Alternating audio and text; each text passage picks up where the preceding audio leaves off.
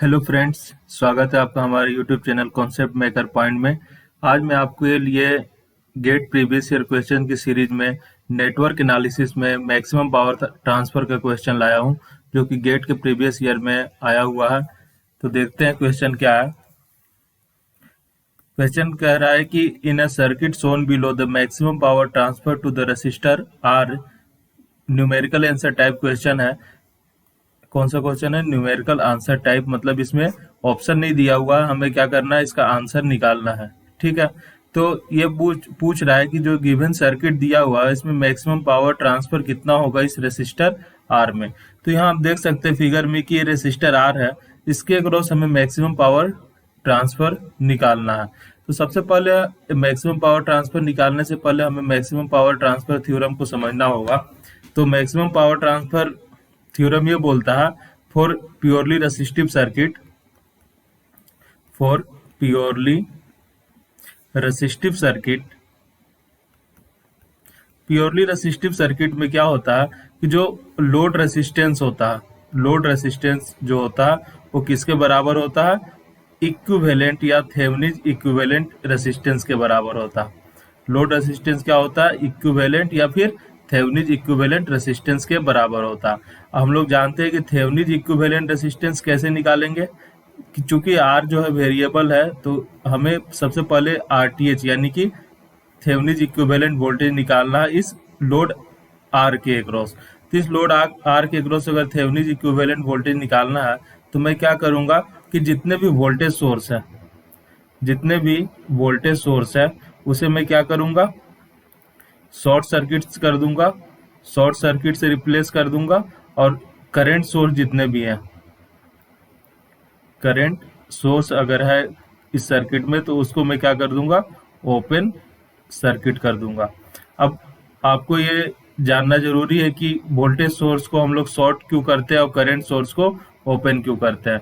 इसका मेन कारण यह है कि जो वोल्टेज सोर्स होता है उसका आइडियल रेसिस्टेंस जो होता है, आइडियल कंडीशन में जो इंटरनल रेसिस्टेंस होता है वो जीरो होता है। इंटरनल रेसिस्टेंस कितना होता है? Zero ideally. मतलब अगर आइडियली माने तो इस वोल्टेज सोर्स का इंटरनल रेसिस्टेंस कितना होगा? जीरो। उसी प्रकार अगर मैं करंट सोर्स का इंटरनल रेसिस्टेंस आइडियली देखूं तो कितना होता है?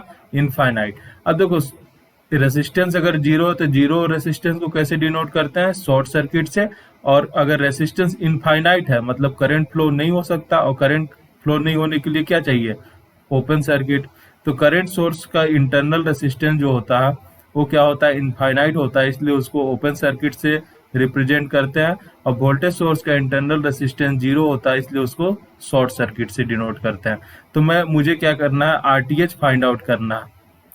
किस पॉइंट के क्रॉस? इसको मैं ए और बी, ए बी पॉइंट के क्रॉस हमें आरटीएच निकालना है। तो मैं सबसे पहले इसको रिमूव कर दूंगा, इस आर को क्या कर दिया? रिमूव कर दिया। अब जैसे मैं आर को रिमूव कर दिया और सभी वोल्टेज सोर्स को क्या करूंगा? शॉर्ट करूंगा। तो इस वोल्टेज सोर्स को मैंने शॉर्ट कर दिया, ठीक है। और करंट सोर्स को ओपन कर दिया, ये करंट सोर्स को ओपन कर दिया, इसको मैंने ओपन कर दिया। अब देखो इस सर्किट में सिर्फ दो ही सोर्स थे, एक तो वोल्टेज सोर्स था, एक करंट सोर्स। वोल्टेज सोर्स का इंटरनल रेसिस्टेंस जीरो होता है, इसलिए मैंने इसको शॉर्ट कर दिया। करंट सोर्स का इंटरनल रेसिस्टेंस इनफाइनाइट होता है, इसके लिए इसको मैंने ओपन कर दिया। अब देखो ये जो 5 ओम है और जो है वो ए और बी के पॉइंट के बीच में कनेक्टेड हो गया, ये 5 ओम रेसिस्टर, यानी कि ये शॉर्ट हो गया तो 5 + 0 5 हो गया। सिमिलरली ये देखो ये वोल्टेज सोर्स है, ये भी क्या है? Voltage source. तो वोल्टेज सोर्स को हम लोग क्या करेंगे? शॉर्ट कर देंगे, यानी शॉर्ट कर दिया शॉर्ट सर्किट से। अब देखो ये जो जीरो, शॉर्ट सर्किट का रेसिस्टेंस जीरो होता है और ये 3 ओम है, तो 3 और 0 का पैरेलल कॉम्बिनेशन कितना होगा? जीरो होगा। यानी कि ये पूरा सर्किट कितना बन गया? जीरो। तो मैं ये बोल सकता हूँ, और ये ओपन हो गया, तो मैं ये बोल सकता हूँ कि ए और बी के बीच में अगेन कितना है? इधर 5 ओम है। देखो ए और बी के बीच में ये 5 ओम है और ए और बी के बीच में भी 5 ओम है। तो अगर मैं आर ए बी निकालूं तो 5 और 5 का क्या होगा? 5 ओम का पैरेलल कॉम्बिनेशन होगा 5 का। और पैरेलल कॉम्बिनेशन के जानते हैं 5 × 5 / 5 + 5 यानी 25/10, यानी कितना हो जाएगा? 2.5 ओम हो जाएगा। तो मैं अगर यहाँ से आरटीएच निकालूंगा तो आरटीएच कितना निकल गया, 2.5 ओम। ठीक है, तो एक बार मैं फिर से आपको समझा दे रहा हूँ कैसे निकाला मैंने। ठीक है, आरटीएच हमें निकालना है, वो कैसे निकाला मैं एक बार आपको बताता हूँ। देखो, हमें आरटीएच निकालना है तो सबसे पहले जिसके क्रॉस हमें थेवेनिन इक्विवेलेंट या इक्विवेलेंट रेसिस्टेंस निकालना रहता है मैक्सिमम पावर ट्रांसफर के लिए, उसको रिमूव कर देते हैं। तो मैं क्या करूंगा, इसको रिमूव कर दिया मैंने। ठीक है, किसको रिमूव कर दिया, इस रेसिस्टर को। इस रेसिस्टर को जैसे मैं रिमूव करूंगा, इस रेसिस्टर को रिमूव करूंगा तो कुछ ऐसा सर्किट बनेगा। तो ये 5 ओम रहेगा, ये 5 ओम रहा, और ये जो वोल्टेज सोर्स है तो उसको मैं शॉर्ट कर दूंगा क्योंकि इसका इंटरनल रेसिस्टेंस कितना होता है, 0। ये इस पॉइंट को मैं ए बोला था तो ये पॉइंट बी हो जाएगा। अब देखो, ये जो 6 वोल्ट है वोल्टेज सोर्स है तो इसको मैं शॉर्ट कर दिया। इसके पैरेलल में क्या लगा, 3 ओम का रसिस्टर लगा, तो ये 3 ओम दिखा दिया। अब यहाँ से आए, ये 5 ओम का एक रसिस्टर है ये वाला, और ये ओपन सर्किट हो गया। ये क्या हो गया, ओपन सर्किट। अब ए और बी के बीच में निकाला, देखो 3 और 0 का पैरेलल करेंगे ना कॉम्बिनेशन तो ये 0 ही आएगा। तब क्या बनेगा, ये जो 5 ओम है ये 5 ओम के पैरेलल हो जाएगा, तो इसका इक्विवेलेंट रेसिस्टेंस कितना आ गया, 2.5 ओम। तो ये हमने इक्विवेलेंट रेसिस्टेंस निकाल लिया। तो अब तो हमें एक चीज ये पता चल गया कि जो इस आर के क्रॉस इक्विवेलेंट रेसिस्टेंस 2.5 ओम आया। तो for maximum power transfer theory, for maximum power transfer, maximum power transfer के लिए क्या होना चाहिए, जो आर है वो किसके बराबर होना चाहिए, आरटीएच के। और आरटीएच कितना निकाल लिया हमने, 2.5 ओम। मतलब आर की वैल्यू तो हमें पता चल गया। ठीक है, और आरटीएच भी पता चल गया। अब मुझे क्या निकालना है, वीटीएच। अब मुझे क्या निकालना है, वीटीएच। तो वीटीएच निकालने के लिए मैं क्या करूंगा, इसको सबसे पहले हटा दूंगा, आर को हटा दिया तो डायग्राम कुछ ऐसा बनेगा। ये 5 ओम, ये वोल्टेज सोर्स तो रहने देंगे क्योंकि अभी हम लोग क्या निकाल रहे हैं, वीटीएच। तो ये 5 वोल्ट वोल्टेज सोर्स रहने दिया। ठीक है, इस आर को हमने हटा दिया, और जिसको हटा दिया उसी के क्रॉस हमें क्या निकालना है, वोल्टेज। तो मैं इसको वीटीएच बोल दिया, इस पॉइंट और इस पॉइंट के बीच के वोल्टेज को वीटीएच बोल दिया। अब यहाँ करंट सोर्स अब एक रेसिस्टर आया 3 ओम का। ठीक है, अब इसके नीचे एक वोल्टेज सोर्स है कितने का, माइनस और प्लस, ये 6 वोल्ट का वोल्टेज सोर्स आ गया। ठीक है, फिर उसके बाद ये 5 ओम का एक रेसिस्टर आ गया, और उसके बाद ये करंट सोर्स कितना आया है, 2 एम्पियर का। अब देखो, हमारा मेन मकसद क्या है, मेन मकसद है इस वीटीएच को निकालना। तो वीटीएच निकालने के लिए देखो, सबसे पहले क्या ध्यान से देखेंगे यहाँ पे, तो एक चीज समझ में आ रहा है कि ये जो 3 ओम का रेसिस्टर है, इसके पैरेलल में ये 6 वोल्ट का वोल्टेज सोर्स है, यानी कि 3 ओम के क्रॉस वोल्टेज कितना हुआ, 6। तो ओम्स लॉ अगर लगाएंगे V = IR, तो इस 3 ओम के क्रॉस करंट कितना निकलेगा, 6/3 = 2 एम्पियर। अब बात आएगा कि 2 एम्पियर का डायरेक्शन क्या होगा, तो करंट हम लोग जानते हैं हायर पोटेंशियल से लोअर पोटेंशियल की तरफ फ्लो होता है। तो इसका पॉजिटिव टर्मिनल ये है और नेगेटिव टर्मिनल ये वाला है, तो करंट हमेशा हायर से लोअर जाता है, यानी कि इधर से इधर जाएगा, तो ये 2 एम्पियर आ गया। अब देखो, इस जंक्शन पे 2 एम्पियर करंट इधर से आया। अब मैंने यहाँ एक करंट आई एज्यूम कर लिया कि इधर से मान लो आई करंट गया, तो इधर तो कुछ नहीं जा सकता क्योंकि ओपन है। तो इस जंक्शन पे एक करंट आई गया और ये करंट 2 आया, तो इधर से टोटल करंट केसीएल लगाएंगे तो I + 2 कितना हो गया, 2 + I एम्पियर आया। अब फिर से इस जंक्शन पे आएगा तो 2 इधर चला गया, तो इधर कितना करंट निकलेगा, I, यानी कि इधर I करंट निकल गया। अब देखो, अब क्या होगा कि जब ये करंट इधर आई आ गया, तो अब मैं इधर केवीएल अप्लाई कर दे रहा हूं। केवीएल, किरचॉफ वोल्टेज लॉ, यहाँ से इस पूरे लूप के में लगा देते हैं। तो किरचॉफ वोल्टेज लॉ लगाऊंगा तो यहाँ से देखो, यहाँ तक आने में पोटेंशियल ड्रॉप कितना होगा, आई करंट फ्लो हो रहा है 5 ओम में, तो कितना आ जाएगा, 5 × I। ठीक है, फिर यहाँ से हम आए और यहाँ से फिर गया तो फिर माइनस टर्मिनल मिला वोल्टेज का, तो मैंने -6 वोल्ट लिख दिया।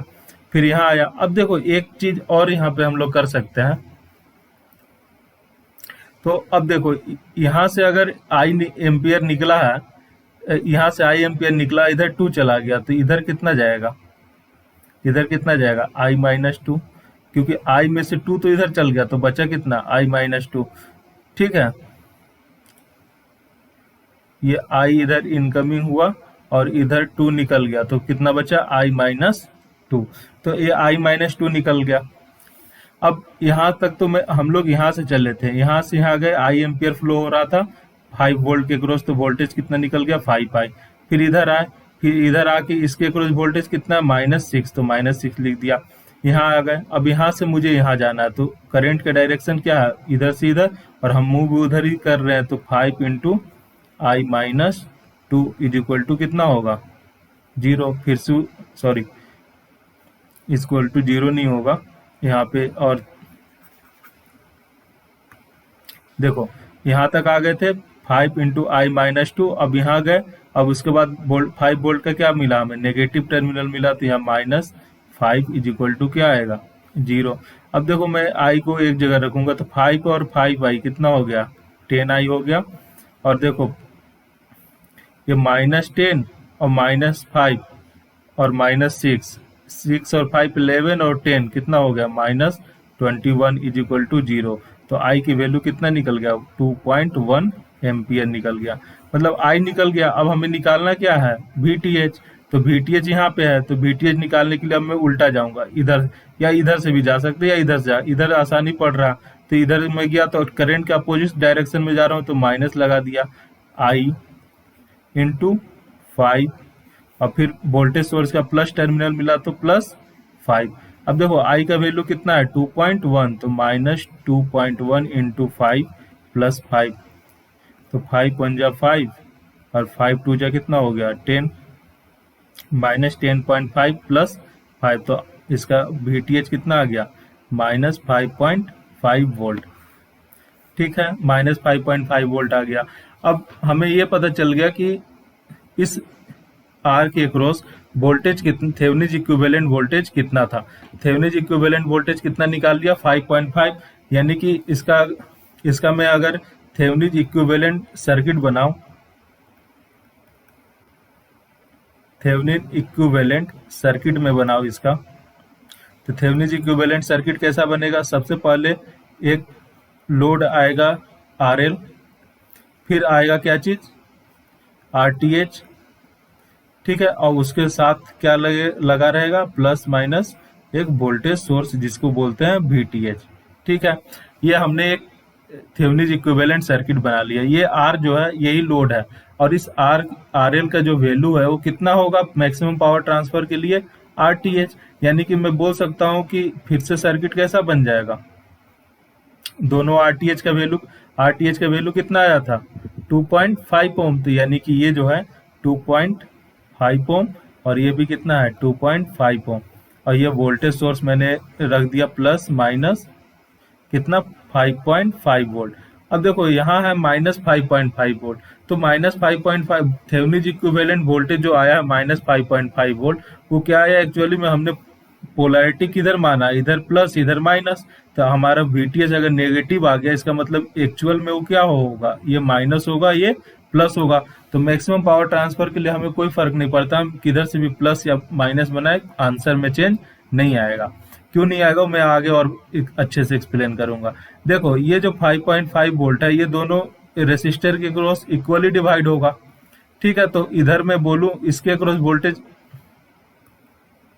इसके क्रॉस अगर मैं वोल्टेज बोलूंगा, इसके क्रॉस वोल्टेज, तो इसके क्रॉस वोल्टेज कितना हो जाएगा 5.5 डिवाइडेड बाई 2, और इधर भी 5.5 डिवाइडेड बाई 2 इसके क्रॉस। तो यही मेरा क्या था R था, तो R के क्रॉस पावर निकालना है, तो पावर का फॉर्मूला हम लोग जानते हैं, इसके क्रॉस वोल्टेज डिवाइड वोल्टेज का square divided by R, V² by R। अब इसके क्रॉस वोल्टेज मैंने निकाल लिया कितना 5.5 बाई 2 का होल स्क्वायर कर दिया डिवाइडेड बाई 1/R का वैल्यू कितना है 2.5। अब देखो मैं इसलिए बोल रहा था आप लोगों को कि माइनस का कोई फर्क नहीं पड़ेगा, क्योंकि देखो VTH जो आया वो -5.5 आया, तो मैं यहाँ 5.5 रखा हूँ, यानी कि VTH रखा हूँ यहाँ पे, और VTH का स्क्वायर करूंगा, यानी कोई भी क्वांटिटी है नेगेटिव क्वांटिटी, अगर उसको स्क्वायर कर देंगे तो क्या बन जाता है, पॉजिटिव बन जाता है, इसलिए माइनस साइन का कोई फर्क नहीं पड़ेगा। इसको जब हम लोग सोल्व करेंगे तो इसको आ जाएगा आंसर 3.025 वाट। तो इस तरह से आप क्वेश्चन को सोल्व कर सकते हैं कि सारा प्रोसीजर था। हमें क्या करना था, सबसे पहले इस आर को हटा के आरटीएच निकालना था। आरटीएच निकालने के बाद हमें जानते हैं कि मैक्सिमम पावर ट्रांसफर होने के लिए आर की वैल्यू आरटीएच के बराबर होनी चाहिए, तो हम उसको बराबर कर देंगे। फिर वीटीएच निकालेंगे, और वीटीएच निकालने के बाद मैं इसका एक सर्किट थेवेनिन इक्विवेलेंट सर्किट बनाऊंगा, और थेवेनिन इक्विवेलेंट सर्किट बना के उस लोड रेसिस्टेंस के अक्रॉस क्या कर दूंगा, पावर निकाल दूंगा। अब पावर का फॉर्मूला एक तो होता है आई स्क्वायर इंटू आर, या होता है वी स्क्वायर अपॉन आर।